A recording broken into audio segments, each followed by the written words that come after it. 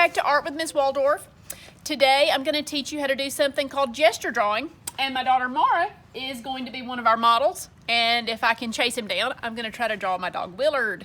So maybe you have some cats and dogs, or sisters or brothers or mom or dad, or it doesn't have to be moving things, it can be things that are around your house. But I would say this is probably the single most important thing that you can do to become better as an artist. So many of my students come to my class and they say, I want to be an animator, or I want to draw from my imagination.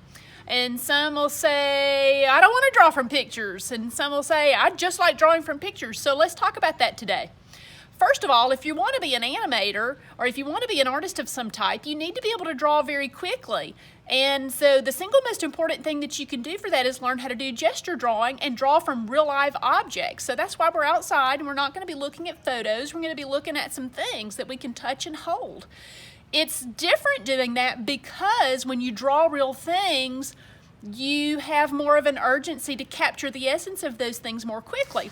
However, if you have to draw from a photo, the tendency is that photo's not in a hurry to be anywhere, and you have all the details laid out before you. That's also the seductive part of drawing from photos. You can see all those textures and details, so you want to capture them all. But when you try to capture them all, a lot of times you miss the fundamentals. So what do we mean by fundamentals? By fundamentals, we mean like those things that make the proportions correct or give the emotions that are coming off of that figure, that thingness of that thing. To start, we're going to be talking about the human figure because gesture drawing is often associated with the human figure, but you can apply these principles to other things too. So now I'm going to borrow my daughter, Mara. Mara's a student at Priceville Junior High School, and she's a cheerleader, so she can do some really challenging poses for us, but it might be kind of hard for her to keep those poses for very long. Anytime you get ready to draw something, you want to look at its proportions. So things like her head. You could fit a head here and a head here if you were looking at her shoulders. So her shoulders are 3 heads wide. Then if we were looking at her elbows cuts across the center of her body, about where her belly button is, and in the top of her hips. And her fingertips come down to about mid-thigh. And you can ask yourself these questions, like, if I had to ask you right now, from her hips to her feet, how far down are her knees? Just think that in your head for a minute. Where are her knees from her hips to her feet? What do you think, Mara? Probably about like halfway. Yep, so about halfway. So if you use your noggin, you can see relationships. That's what we're talking about. So now I'm going to show you something over here on my, let's see, hang on here. You're about 1, 2, 3, 4, 5, 6. You look to be about 6.5 heads tall. I'm going to trade places. How tall do you think I am, Mara? How many heads tall?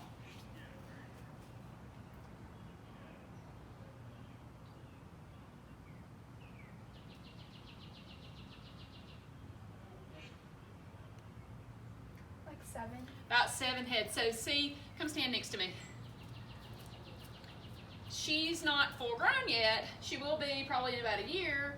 So she's 6.5, 6 heads tall. So it's different depending on kids. Like think about a toddler. A toddler might be like 2.5 heads tall because they've got like big bobble heads. But an adult is going to be 7 to 7.5 heads tall. And if you're drawing a superhero, they're going to be like 9 heads tall. All right, so I'm going to go with just like your standard grown person proportions because I want you to be able to remember this. You can stretch or just hang out, whatever's going to take me a minute. Okay, so that would be 7. Hey, can you check and make sure this is in the screen?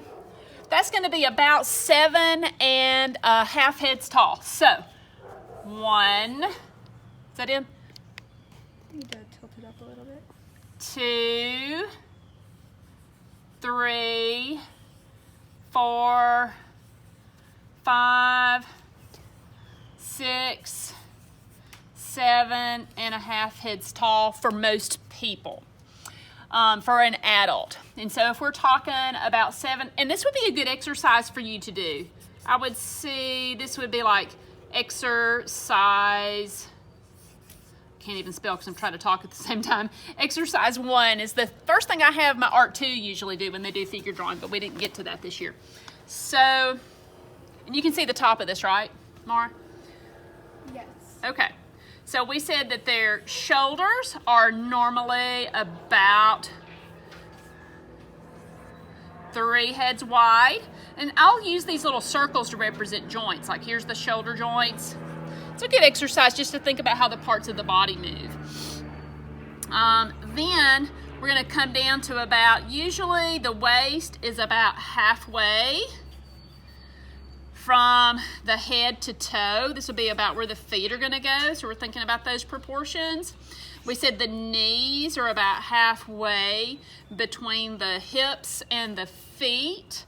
And then the fingertips came down about halfway down the thighs. So just putting those thinking marks down there to place out those proportions of the human body. The hips. Hey, Mara, come back for just a second. Stand on that X for me. All right. Now, did you have this position where you could see where you were too? I turned it over a little bit so that you could see the rest of it. I don't know if it still shows me or not. Yep. Okay, so look at her body for just a second. Let's kind of look at her hips. How wide would you say her hips are in relationship to her shoulders? What do you think, Laura? About the same. About the same. Okay, so when you draw the hips are going to be about the same as the shoulders. And it's a big mass, the hip area, so I usually use a large circle to represent that. Maybe that's a bit too big, but you get the idea. And then the chest area. The belly is more narrow. This is just kind of a building on top of the stick figure, giving it a little more mass. I don't usually use this when I draw gesture drawing, but it's a good kind of mock-up sketch to start with. Elbows usually are about halfway.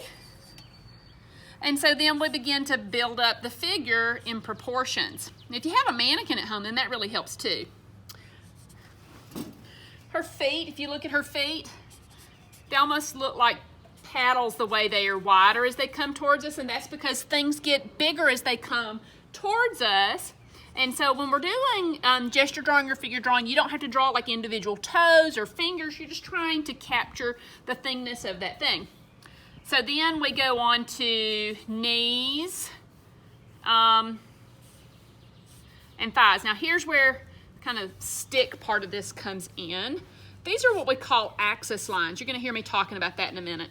So this is the movement in of the thighs. Notice how her thighs kind of point in, and these kind of taper in tighter underneath her hips. Her feet are not spaced as wide as her hips. So you can use your axis lines to place those in. And then you can use ovals to kind of flesh out parts of the body like the calves to show where there is mass. I'm going to put some ovals here to represent her forearms and her shoulders, and they tend to be thicker at the top and taper down. So I'm not being super clear on the exactness of the human body right now. We're just talking about proportions, where parts are located in relationship to other parts and their relationships to the height of the figure. So this will be a good exercise for you to try.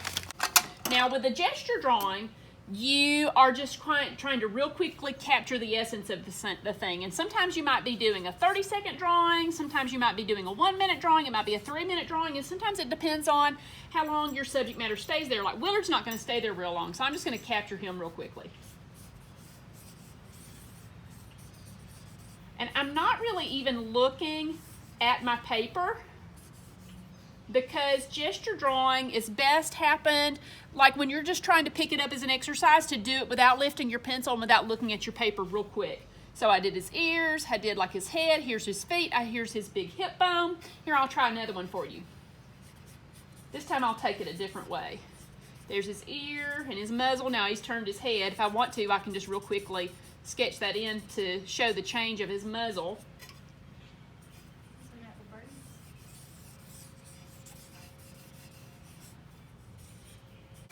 Now, building on to that, it helps to draw if you have an awareness of something called axis lines. So for this, I'm going to want Mara to stand up. I know you don't want to stop petting Willard, but okay. So this time I'm going to draw her standing in the same pose she was in before, but this time I'm going to do it with a gesture drawing. I'm going to do two of these side by side. One's just kind of straightforward, and then the other one is going to be moving. And when you get to moving, that's when it really gets to be a lot of fun and a lot more challenging. So just standing still.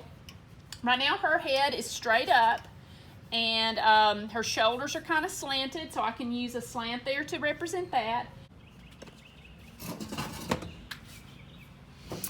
When I got inside and watched the video, I realized I did a terrible job of talking to you about axis lines. So let me slow down here for a minute and point this out to you.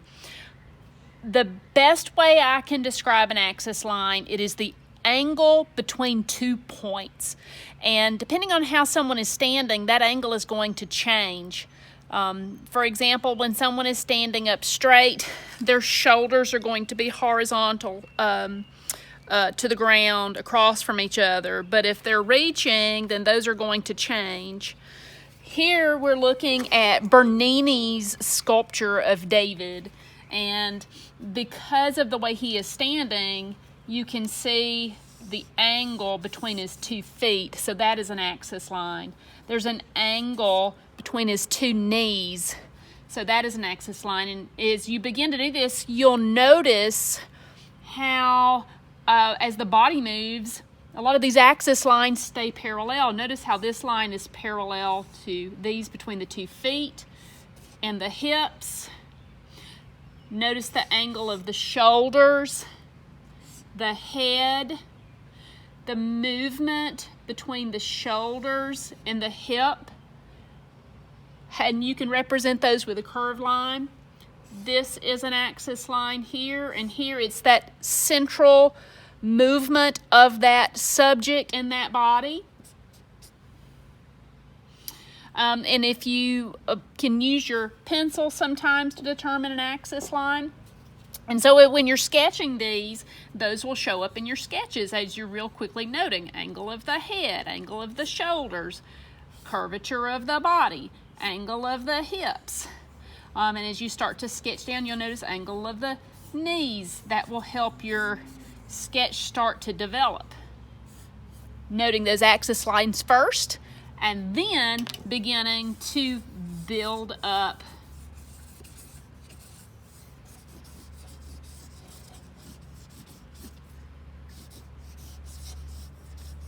the mass shapes over the top. That's an axis line. And then her body is straight up. She's got her hips here, same width. And then her legs, feet, the arms, the motion of those arms they are coming out. And that's just a real quick motion, just using axis lines. Now let's show her in a different pose. What do you think you could hold for like a minute for me?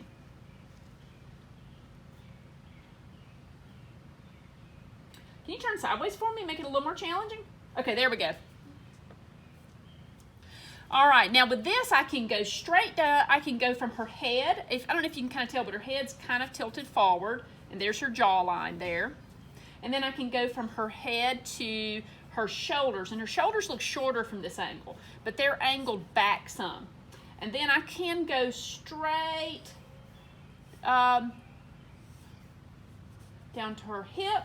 Her hips, I can't really see them because her shirt is covering them, but her hips are at a different angle. So I'm going to show that different angle with my pencil, and these are my axis lines again. And then from there, down to her knees, inner calf.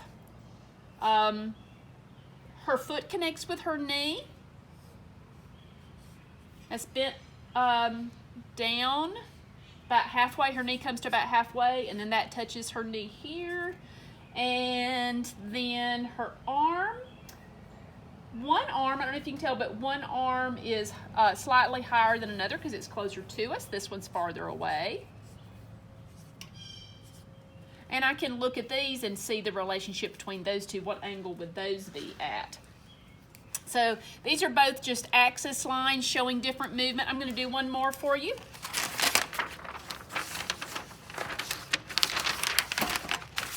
But this time I'm not going to worry quite so much about the axis lines. Really, when it comes to figure drawing, you don't want to have not a lot of rules, okay? Not a lot of rules. I'm going to list some rules for you online that you can follow that can help you get more used to gesture drawing, but I would say try not to lift your pencil, take note of proportions, take note of axis lines, don't pay attention to a lot of excessive detail, and try to express the mass and shapes very quickly. As your eyes move, let your pencil or whatever tool you're using move. Okay, try another pose for us, Mar.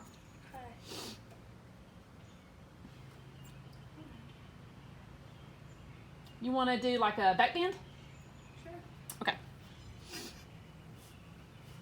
So there we have some negative space here. That's like the flat of her hip. That's the bend of her rib cage. And then that curves back. Here's her head. And I notice that her knees appear to be even with her head.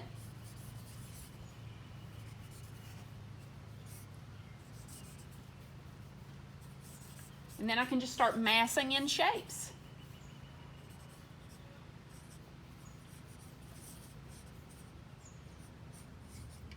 And that's my real quick gesture drawing. I'm looking at negative space through here and around her body. I'm looking at relationships and I'm looking at angles.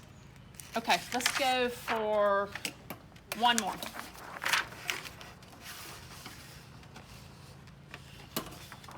What can you do for me that's really challenging?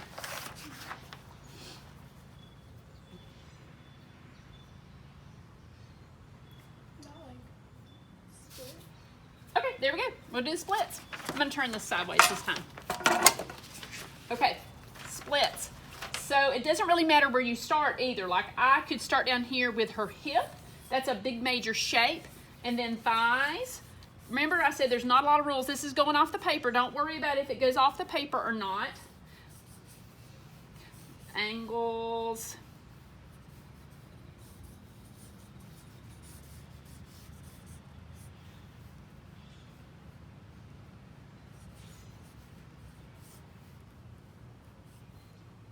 Be prepared for moving subjects.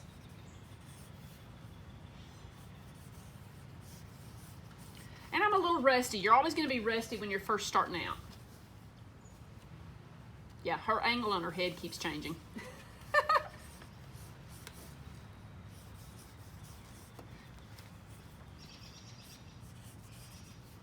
And if you do a 3-minute gesture, you can start getting into details. This is where I would start refining contour.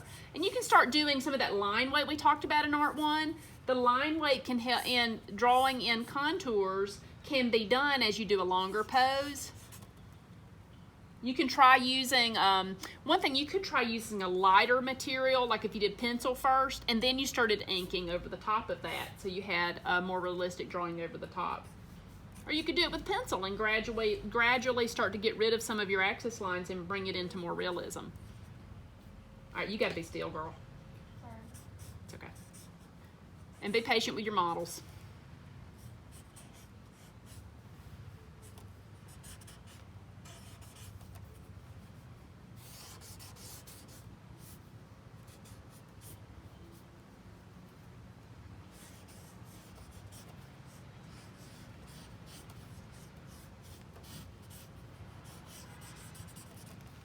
Anyway, it's not important that you have a lot of heavy detail.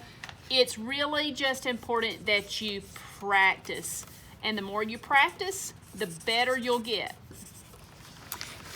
All right, guys, I want to see you guys do some gesture drawing for me. Do some speed drawings of them. Put a lot of sketches on one page or take lots of pictures of several gesture drawings. I'm telling you, this is the single most important thing that you can do to get better at drawing.